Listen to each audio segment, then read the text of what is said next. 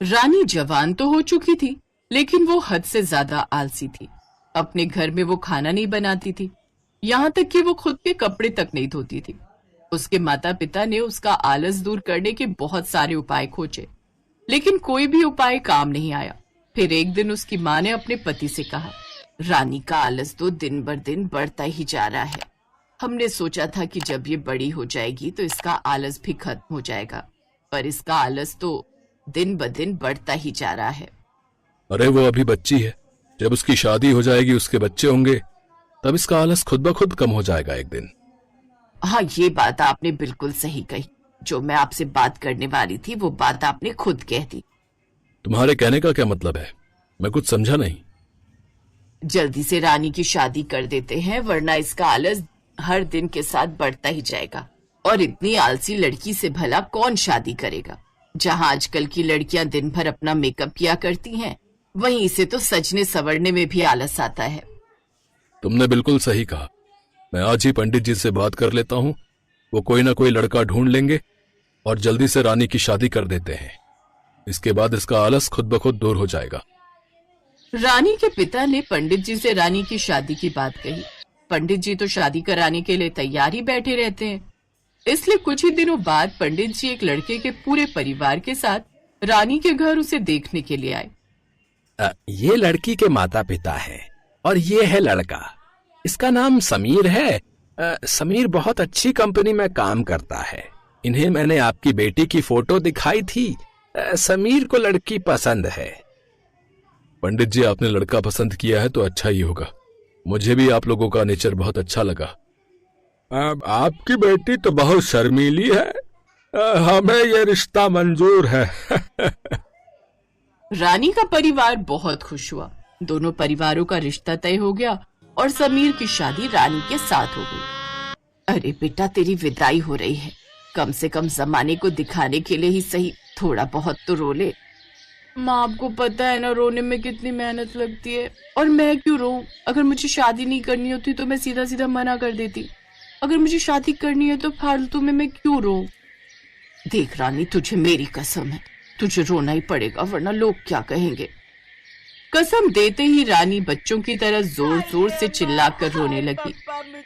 हाय रे अम्मा, हाय पापा, मुझे रोक लो। मैं आप लोगों के बिना नहीं रह पाऊंगी, मर जाऊंगी मैं। दूसरे के घर क्यों भेज रही हो तुम लोग? इंसान हो या जल्लाद? अपनी बेटी को जानबूझकर दूसरे के घर में भेज रहे हो। शर्म नहीं आती? मुझे नहीं जाना ससुराल, मुझे यहीं रहना है आप लोगों के पास। उसके माँ बाप समझ गए कि अब ये ओवर एक्टिंग कर रही है, इसीलिए उसकी माँ ने जबरदस्ती उसे कार में बिठा दिया और वो अपने ससुराल आ गई। ससुराल में उसकी पहली रसोई थी। अरे रानी बेटा, आज तेरी पहली रसोई है। तुझे जो भी बनाना आता है बना दे, ताकि जल्दी ये रस्म पूरी हो और मेरा काम खत्म हो। अब क्या करूं? यहाँ तो मैं बहाने भी नहीं बना सकती। घर में तो आज तक मैं चाय तक नहीं बनाती थी, और यहाँ इन लोगों के लिए खाने के लिए कुछ न कुछ तो बनाना ही पड़ेगा। क्या सोचने लगी बहू? सासू माँ, मैं सोच रही हूँ कि आप लोगों के लिए क्या बनाऊं। आप लोग ही बताइए क्या खाएंगे। आप लोग आलू टमाटर, आलू मटर, पनीर टिक्का, शाही पनीर, कढ़ाई पनीर, रसगुल्ला, छेना, गाजर का हलवा, सुलवा या खीर, इनमें से क्या क्या बना दूं मैं? ये सब ऑप्शन सुनकर उसकी सास दंग रह गई। क्या बात है रानी, तुम्हें तो बहुत कुछ बनाना आता है। इतना ज्यादा कुछ बनाने की जरूरत नहीं है। इस घर में तुझे लगा के सिर्फ 4 लोग हैं। जो भी तेरा मन हो बना दे। रानी ने बड़ी मुश्किल से खुद को खाना बनाने के लिए तैयार किया, मोटिवेट किया और किचन में जाकर कुछ बनाने लगी। आधे घंटे में ही उसे जो बनाना था उसने बना लिया और खाने की टेबल पर आ गई। रानी, तुमने तो आज सारे रिकॉर्ड तोड़ दिए। इतनी जल्दी सारा खाना बन भी गया? हाँ, खाना बनाने में तो इतना ही टाइम लगता है ना। सब लोग अपनी प्लेट आगे खींचे, मैं सबको खाना दे देती हूँ। रानी ने सबकी प्लेट में 1-1 चम्मच चावल और 1-1 चम्मच आलू मटर की सब्जी रखी। माँ, इसने तो सिर्फ 2-2 चम्मच ही सबको खाना दिया। बेटा, मुझे लगता है बहू ने सिर्फ इतना ही खाना बनाया है। उसने सोचा होगा पहले हम लोग खाना चख ले, फिर शाम को वो ज्यादा खाना बनाएगी, अगर खाना पसंद आएगा तो। अगर हम लोगों को खाना अच्छा नहीं लगेगा तो अपनी गलती में सुधार कर लेगी। इसीलिए उसने सिर्फ 2-2 चम्मच ही खाना बनाया है, ऐसा मुझे लगता है। क्या बात है माँ, आप तो दिन ब दिन इंटेलिजेंट होती जा रही हो। अरे आप लोग आपस में क्या खुसुर फुसुर कर रहे हैं? पहले खाना खाइए तो उसके बाद में पता चलेगा ना कि कैसा बना है। खुसुर फुसुर बाद में कीजिएगा। सभी लोगों ने 2-2 चम्मच खाना खा लिया।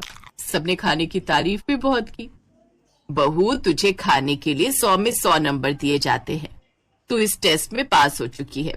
अब रात में सबके लिए यही खाना बना देना, और हमें उम्मीद है कि तू जो भी बनाएगी अच्छा ही बनाएगी, और जो भी तेरा मन हो वो रात में बना देना। ठीक है सासू माँ। रानी अपने कमरे में अकेले बैठकर कुछ सोच रही थी।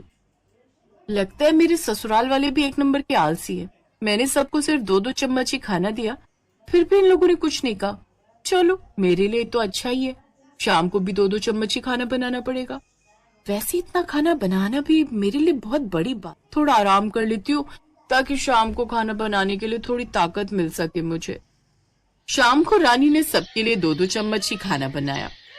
बहू, खाना हमने दिन में चख लिया था, तो फिर से तुमने इतना ही खाना क्यों बनाया? क्यों सासू माँ, ज्यादा बना दिया क्या? अरे रानी, 2-2 चम्मच से किसी का पेट भरता है क्या? माँ जी, इतना खाना बनाने में ही मेरी हालत खराब हो गई। अब जा रही हूँ आराम करने। आप लोग खा लो, मैं बाद में खा लूंगी। इतना कहकर रानी आराम करने चली गई। माँ, ये तो एक नंबर की आलसी निकली। मैं अभी ससुर जी से बात करता हूँ। नहीं बेटा, एक बाप जब अपनी बेटी दान कर देता है उसके बाद ससुराल वालों की ही जिम्मेदारी बन जाती है उसकी। बहू की शिकायत उसके मायके में करना ये हमारे संस्कार नहीं है बेटा। मैं खाना बना लिया करूंगी, धीरे धीरे बहू को भी सुधार दूंगी। ठीक है माँ, आप जैसी सास हर लड़की को मिले। कई दिन बीत गए लेकिन रानी का आलस कम नहीं हुआ। सारा खाना उसकी सास को ही बनाना पड़ता था। एक दिन उसकी सास अकेले किचन में खाना बना रही थी। उसके ससुर और समीर भी घर पर नहीं थे। तभी अचानक गैस ने आग पकड़ ली। सास किचन से बाहर आ गई लेकिन सिलेंडर भभक भभक कर जल रहा था। तभी रानी भाग कर आई और उसने बिना डरे एक कंबल सिलेंडर पर डाल दिया, जिससे आग बुझ गई। बहू, तूने तो कमाल कर दिया। आज पहली बार तुझे इतनी फुर्ती में देखा मैंने भी। रात को जब सब लोग घर आए तो उसकी सास ने सबको पूरी बात बताई। तभी रानी सभी के लिए बहुत सारा खाना बना कर लाई। अरे बहू, आज तो ये दूसरा कमाल हो गया। माँ जी, आग लगने की घटना से मेरे अंदर का आलस पूरी तरह मर गया।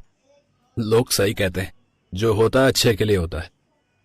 इस तरह रानी का आलस हमेशा के लिए खत्म हो गया और वो लोग खुशी खुशी